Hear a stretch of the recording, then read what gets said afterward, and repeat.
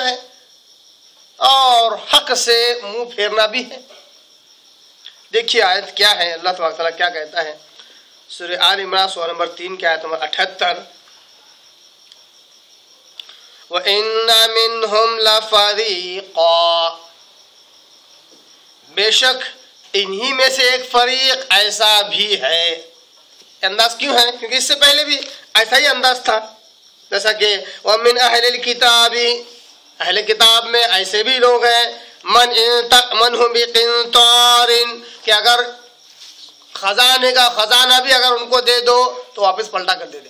تو اہل کتاب میں اچھے لوگوں کا بھی تذکرہ ہو رہا ہے، پھر برے لوگوں کا بھی تذکرہ ہو رہا ہے، ان میں ایسے بھی ہیں، ان میں ایسے بھی ہیں، ان میں ایسے بھی ہیں۔ تو اسی طرح کا انداز یہاں پر بھی ہے، اللہ کہتا ہے ان میں ایسے بھی لوگ ہیں۔ یاد رکھیے اس میں اشارہ اہل کتاب ان افراد کی طرف ہے جو اہل کتاب کے علماء اور مشائخ تھے، اکابر تھے۔ غور کرنے کی آیت ہے، جس آیت میں اللہ تبارک تعالیٰ یہ بات کہہ رہا ہے، آیت نمبر 78، اس میں اہل کتاب کی کس فرقے کی طرف، کس گروہ کی طرف اشارہ ہے، کس طبقے کی طرف ہے اشارہ؟ اہل کتاب کے یعنی یہودی اور عیسائیوں کے علماء اور مشائخ کی طرف اشارہ ہے۔ اور اگر اس آیت سے علماء اور مشائخ، اس امت کے علماء اور مشائخ نصیحت حاصل نہیں کرتے ہیں تو یہ سب سے بڑی بدبختی کی بات ہے، سب سے بڑی بدقسمتی کی بات ہے اس امت کے علماء اور مشائخ کی، کہ اگر اس آیت سے یہ نصیحت حاصل نہ کر سکیں۔ اللہ سب سے پہلے مجھے، پھر ان لوگوں کو جو دین کا علم حاصل کر کے لوگوں تک دین پہنچا رہے ہیں، اللہ ہمیں توفیق دے کہ اس آیت سے وہ مفہوم ہم سمجھیں جو اللہ تعالیٰ ہمیں سمجھانا چاہتا ہے، اس پر عمل کریں جو اللہ چاہتا ہے۔ تو آیت مقصد اس کا یہ ہے کہ اس امت محمدیہ کے علماء، مشائخ، اکابر، سربراہ، سرپرست لوگ بھی اس آیت سے نصیحت ضرور حاصل کریں۔ تو ان منہم لفریقا، ان اہل کتاب میں بعض لوگ ایسے بھی ہیں، اشارہ ہے علماء کی طرف، مشائخ کی طرف، اکابر کی طرف۔ کیا کرتے ہیں وہ؟ کیا جرم تھا ان کا؟ کیا جرم تھا ان کا؟ ان کا جرم تھا یلوون السنتہم بالکتاب، یلوون یعنی زبان دبا کر، توڑ مروڑ کر، یلوون السنتہم اپنی زبان کو ہیر پھیر دینا، توڑ مروڑ کرنا۔ یلوون السنتہم بالکتاب، کہ یہ کتاب کے ساتھ اپنی زبان کو توڑ مروڑتے ہیں، اپنی زبان کو دبا دبا کر پڑھتے ہیں۔ یعنی اللہ کی کتاب جب عوام کے آگے پڑھتے ہیں تو یہ کیا کرتے ہیں؟ اللہ کی کتاب جب پڑھتے ہیں تو جہاں کہیں تحریف کرنی ہوتی، کوئی تبدیلی کرنی ہوتی، تو اپنی زبان کو توڑ مروڑ کر، اپنی زبان کو دبا کر، الفاظ کو کچھ کھا کر، کچھ بیان کر کے اس کا معنی ہی بدل دیتے ہیں۔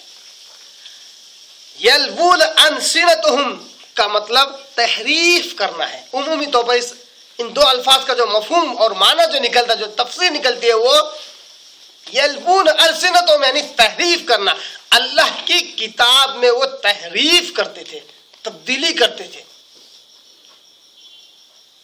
جیسا کہ بارہا وہ حدیث میں آپ کہہ کے بیان کرتا ہوں کہ ایک مرتبہ آپ سب بیٹھے ہیں صحابہ کے ساتھ،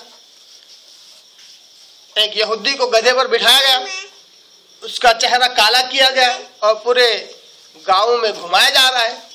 پوچھا گیا کیا ہے یہ؟ تو کہا یہ زانی شخص ہے، ہمارے اشراف میں سے، شریفوں میں سے یہ زانی شخص ہے۔ ہمارے کتاب میں لکھا ہوا ہے کہ جو ہمارے اشراف میں سے، ہمارے شریف خاندان میں سے اگر کوئی زنا کرتا ہے تو اس کو گدھے پر بٹھا کر پورے گاؤں کا چکر لگایا جاتا ہے۔ تو پوچھا پھر اب جو غریب ہوتا ہے، نادار ہوتا ہے، اس کے ساتھ کیا کرتے ہیں؟ تو اس کو رجم کرتے ہیں۔ اچھا یہ ہے تمہاری کتاب میں؟ کہاں ہے؟ بتاؤ پھر کہاں ہے، کیا لکھا ہوا ہے؟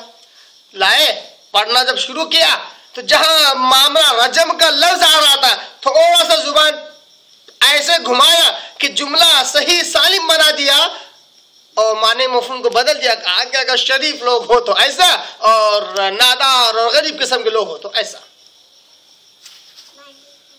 یہ عمل ان کا تھا. پڑھتے وقت احکامات کو بدل دیتے تھے, باتوں کو بدل دیتے تھے, تحریف کرتے تھے. لِتَحْسَبُوهُ مِنَ الْكِتَابِ, اللہ نے کہا بھی کہ جب وہ اس طرح پڑھتے ہیں کہ جس طرح تمہیں لگتا ہے کہ وہ کتاب ہی کا حصہ ہے یا کتاب سے ہی ہے. غور سے سنیے اس آیت کو, تاکہ جب میں یہ حقیقت بیان کروں, اس حقیقت کو بتاؤں کہ واقعی اس امت کے علماء بھی اسی جرم میں مبتلا ہیں.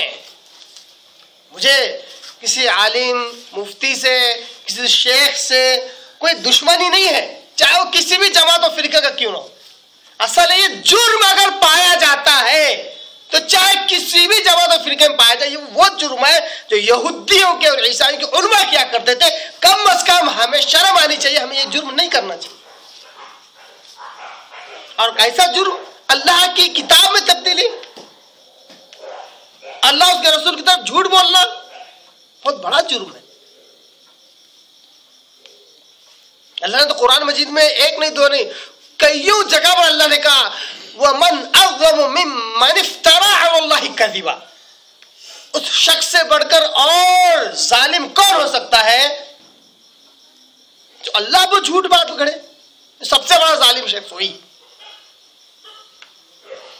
اور نبی صلی اللہ علیہ وسلم کیا کہتے ہیں, من کذب علی متعمدا فلیتبوأ مقعدہ من النار.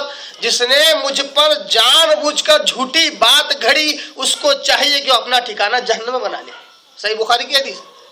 اللہ اس کے رسول پر جھوٹ بات گھڑنے کا جو انجام ہے وہ جہنم ہے. تو یہ اتنا بڑا جرم ہے, اس امت کے علماء اور مشائخ تو اس کے قریب بھی نہ بھٹکنا چاہیے, مگر حال اس کے